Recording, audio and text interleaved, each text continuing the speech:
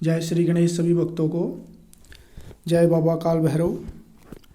आज हम चर्चा करेंगे कि क्या हमें साधना करनी चाहिए या नहीं। तो मैं आपको बता दूं, साधना क्या होती है। साधना 100 महीने की होती है।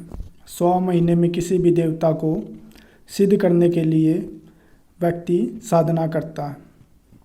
उस साधना, पहली बात तो बिना गुरु के कभी भी साधना नहीं करनी चाहिए। अगर आपका गुरु बहुत अच्छा है, उस चीज़ का जानकार अच्छा है, तो आप साधना करें, वरना कभी भी साधना अपने आप से मत करें।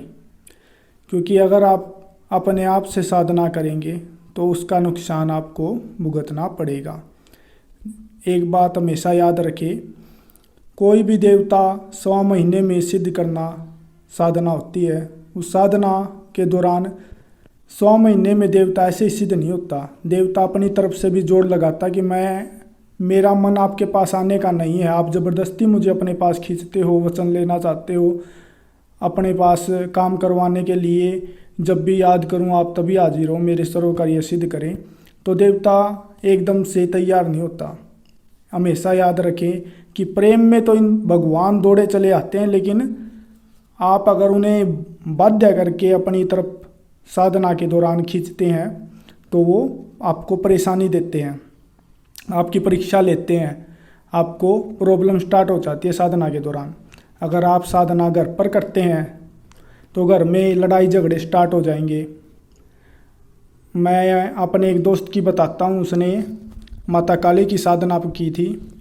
तो जब 38 दिन उसकी साधना को हुए तो 38वें दिन उसकी माँ की पैर फिसलने से उसका पैर टूट गया, और वो उस टाइम पे पूजा पर बैठने वाला था, जिसके कारण वो पूजा पर नहीं बैठ सका और उसे अपनी माँ को हॉस्पिटल में ले जाना पड़ा, और वो पूजा उसकी खंडित हो गई, साधना खंडित होगी। उसको देवता ने दर्शन तो दिए पर उसको सिद्धि उस चीज़ की प्राप्त नहीं हुई। तो यही कारण होता है, अगर आप साधना करते हैं जबकि उसका गुरु भी था, सब कुछ था, उसके बावजूद उस देवता ने उसकी साधना खंडित कर दी। अगर देवता अपनी खुशी से आपके पास नहीं आना चाहता तो कभी भी उसे बाध्य मत करें अपने पास आने के लिए। मैं तो एक बात जानता हूँ, मैंने कभी साधना नहीं की, मैं सेवा को सबसे बड़ा मानता हूँ। आप निरंतर किसी भी देवता की, काली हो, भैरव हो, हनुमान हो, आप उसकी सेवा करते रहिए, उनकी चालीसा का पाठ करिए, उनके वैदिक मंत्रों का जाप कीजिए। अगर देवता प्रसन्न होगा आपकी सेवा से, और वो प्रसन्न एक दिन में नहीं होगा, सालों साल, कितने भी साल बीत जाए, निस्वार्थ भाव से आप सेवा करते ही रहिए। एक दिन क्या होने होगा, आपको सपने में दर्शन होने स्टार्ट हो जाएंगे, देवता अपने आप बात करने लगेगा, आपकी वाणी फाबने लगेगी, आप मुंह से जो निकाल दोगे वो सच होने लग जाएगा।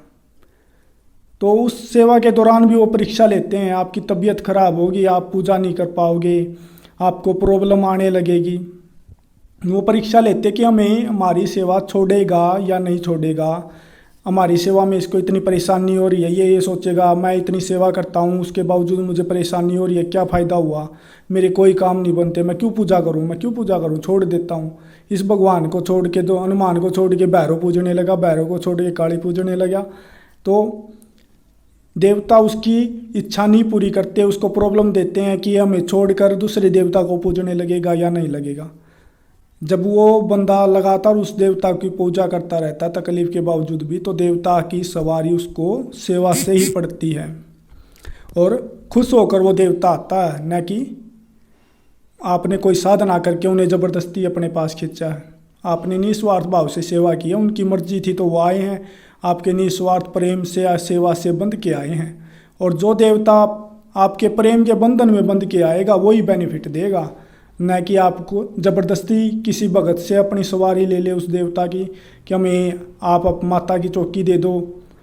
वो माता आपको कभी बेनिफिट नहीं देगी, क्योंकि आपने कभी सालों साल उसकी सेवा ही नहीं की, कभी उसको प्रसन्न ही नहीं किया। ज़बरदस्ती उस भगत से आपने सवारी ले ली तो वो आपको परेशान ही करेगी, कभी भी चढ़ाई हुई चीज़ बेनिफिट नहीं देती। ये हमेशा याद रखना।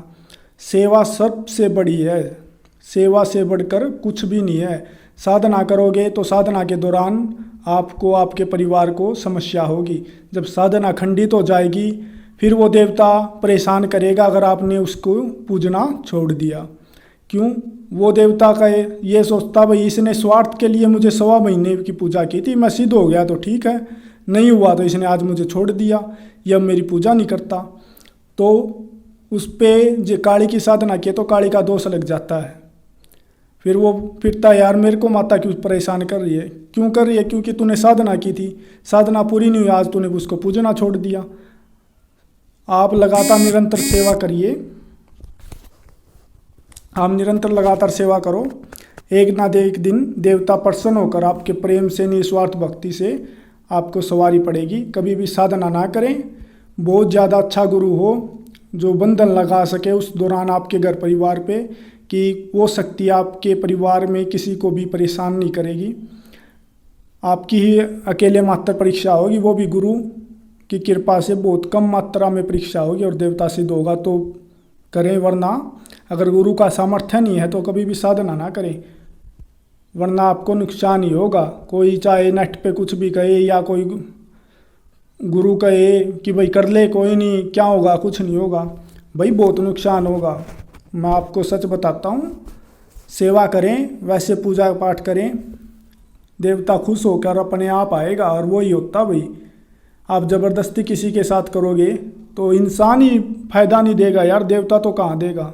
ज़बरदस्ती कभी भी किसी के साथ अच्छी नहीं होती, वो इंसान हो या देवता। अगर जानकारी अच्छी लगी हो तो लाइक करें और सब्सक्राइब करें, ताकि मुझे भी पता चले कितने भाइयों को मेरी जानकारी अच्छी लगती है, तो उस हिसाब से मैं अपनी वीडियो डालूँगा। जय बाबा काल भैरव।